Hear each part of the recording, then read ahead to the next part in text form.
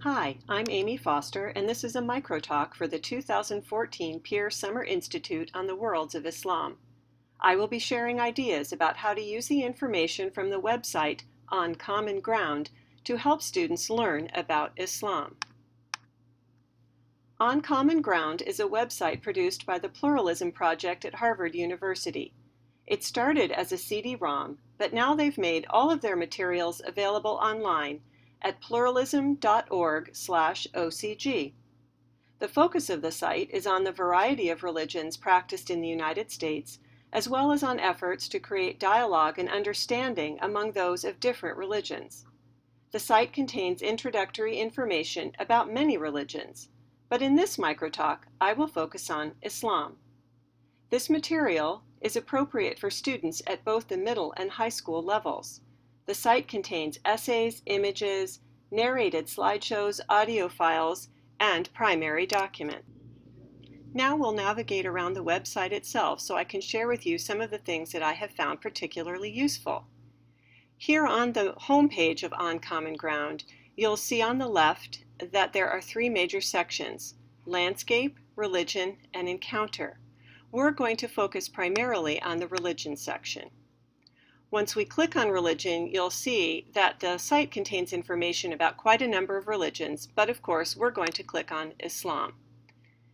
This begins with a section of the Islam unit called Introduction to Islam, and this first page, the Call of Islam, is in fact one of my favorites. As with all of the other pages, it actually begins with a bit of an essay with basic information about the topic. And on this particular page, we can see at the right there is a narrated slideshow. This section here contains links to a couple of related images. And if we scroll down, we'll see this section actually also includes an audio file. This is the call to prayer that is chanted by Yusuf Islam, aka Cat Stevens. Let's listen for a second. Allahu Akbar, Allahu Akbar. If we look back over to the left here under Introduction to Islam, we can see that there are several pages that contain important information about the basics of Islam. Many of them contain the same types of things as this first page, including narrated slideshows, images, and more. If we scroll down a little further, we'll see that the introduction also contains some sections that have to do with the history of Islam. These are not particularly detailed, so if you're using this for a world history course, I think you're going to rely on your textbook or other materials for this information.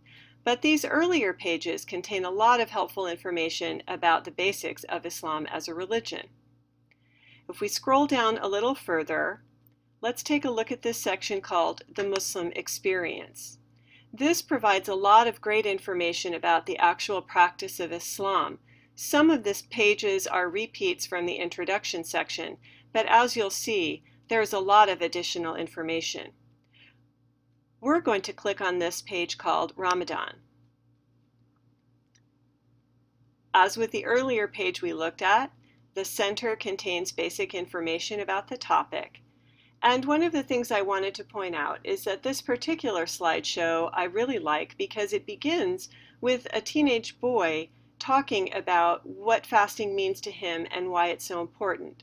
I think it's important for our teenage students to hear from other people their age about their experiences. If we go back over to the left, I'm going to close up the Muslim Experience section, and we scroll down, we'll see that this unit also contains some timelines. I think for a world history class, this Islam in the World section might be particularly helpful. Let's take a look.